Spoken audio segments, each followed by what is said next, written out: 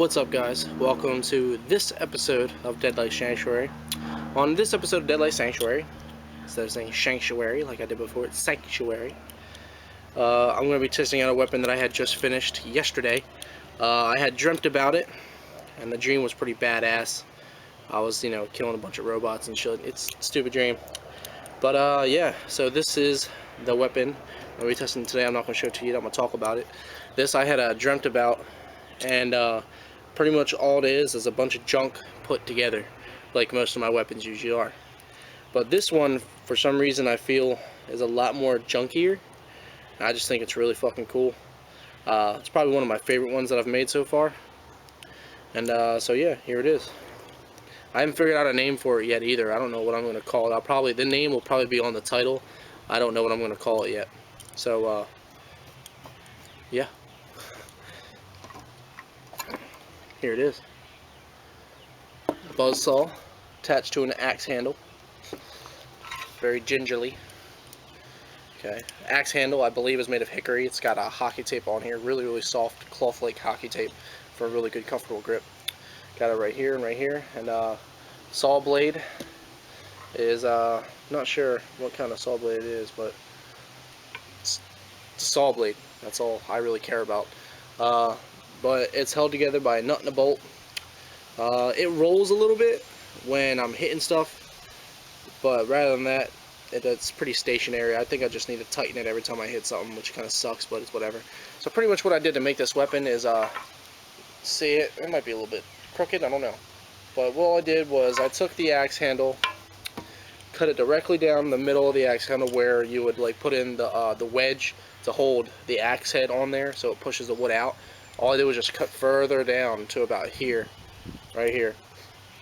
And then I tapped the saw blade in with a rubber mallet so I didn't mess up the blades or anything like that. And so it would go in without really making any too much noise, like clang, clang. I don't really want that. Plus the metal ones don't really grip it too well because I could have slipped and fucked my hand up really bad. I did want to. I tested this out just now to see if it would do anything to a coconut, see what way I would need to hit the coconut. First time I hit the coconut, it bounced off this way because the coconut is standing up to where the hardest point is on there. The hardest point. Oh, I got coconuts all over my arms. Yeah, coconut. But anyway, so yeah, it's up there with the hardest point, and pretty much standing up like, hold on, see if I can do this here. You know how a coconut is. All right, well, the coconuts that we get at the stores, they look like this. They're not perfect circles. They look like this, except they're bigger, obviously. So the hardest point is right at the top because that's where the thicker coconut is, I guess you would say. They're small coconuts, they're not big coconuts, it's whatever. But either way, I wanted to hit it that spot, and I went to go hit it, and since it's such on a slant, bounced right off. So I figured out a way I'm going to hit it. I got another one over here ready to go. And I also, what I did to the saw blade, I don't know if you guys can see it, you probably really can't, but you guys see around that edge right there? Where it's like, it looks like it's like sanded in that one spot. It's not actually sanded. I actually sharpened it as if it were a blade on one side. As I said before, the blade likes to rotate slightly, so the blade is kind of in the handle right now for me hitting stuff, but it's whatever. But yeah, so I sharpened one end so it'll cut through a bottle. Sharpen it as if I was sharpening a blade, and then the other side is for grabbing, so you can grab, come back, turn around, and just up with it. I'll show you, in a live demonstration with my girlfriend. She'll be behind the camera and she'll be recording it. So alright, well, I'm gonna cut a bottle and I'm gonna destroy a coconut. So let's get to it.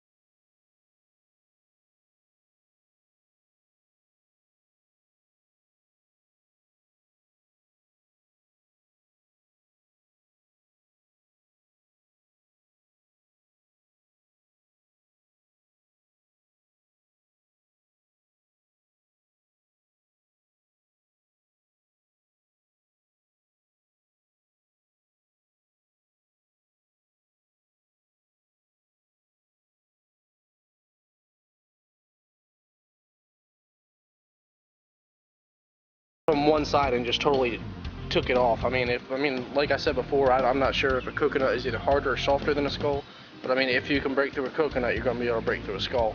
Obviously, it's a freaking saw blade, and it's made of like very strong, hard steel. So, yeah, there's my saw blade, axe handle thingy. Okay. Still don't know what I'm going to call it yet. Like I said, I'll probably put it at the end of the credits or in the title. I'm not sure.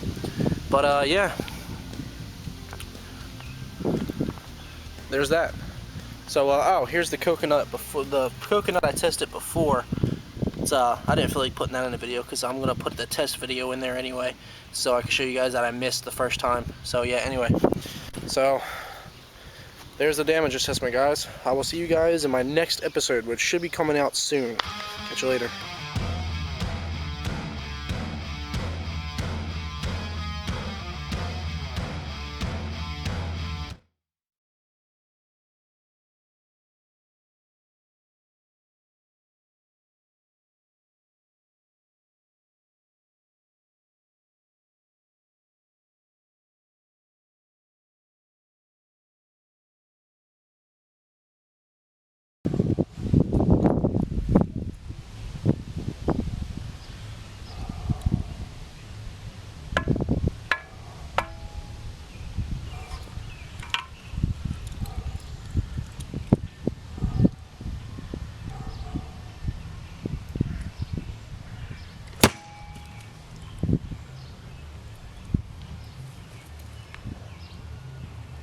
Turn it off.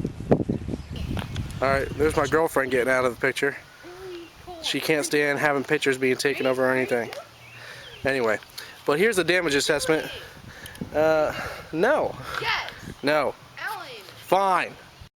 Alright guys, I told you in the video, at the beginning of this video, yeah, that I'm going to show you a technique that I like to use with this. I'm not going to show you a bunch because I don't really know specifically on what you could do and can't do, or what you know. I don't know professionally how to wield an axe saw because there's no such thing as an axe saw until now, or until other DIY weapon creators make one. So there's no professional way to do this. I mean, I guess it's just like wielding an axe, I don't know, but you could do other stuff with this that you can't do with an axe. So, anyway. But, what I learned, a good little combo thing, is when you have it, okay, you grab it, say if you're in a zombie apocalypse. Okay. When you have it, you take the grabbing side, okay, the pointy side. It actually doesn't really matter which side you use, honestly, but I sharpen this just for a very specific reason. So you take this side, what you can do, you grab it at the bottom, grab it right here. What you do is you take it, you pull it, you grab them, you pull them down like this, since it grabs, and then you can back up, spin the blade around, and cut off their head if you want to. That's one thing you could do. That's what I would do. It's one thing. I mean, it doesn't really take that much energy. I mean, let me take this vest off so I can show you. Well, actually, no, I don't need to take the vest off.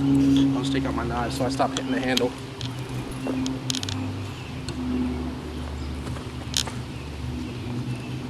Right, can you still see me? Okay. Alright, so yeah. So, here's one. Ready? It's that simple.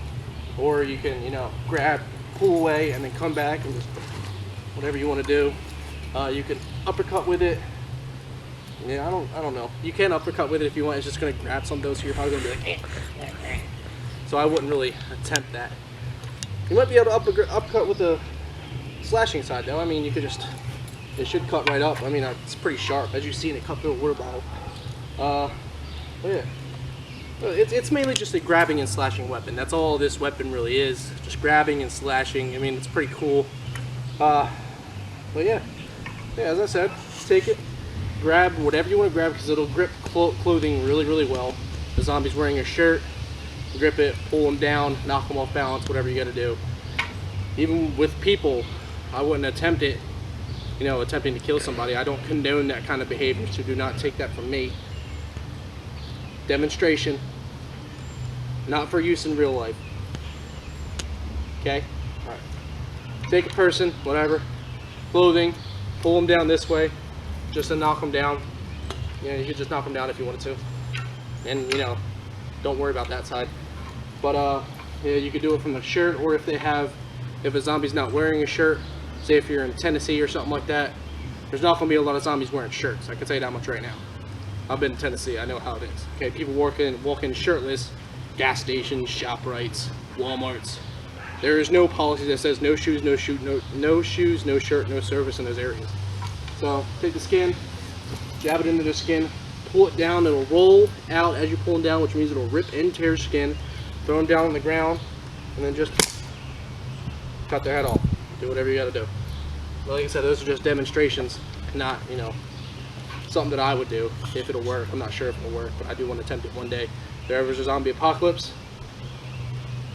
you'll see me around.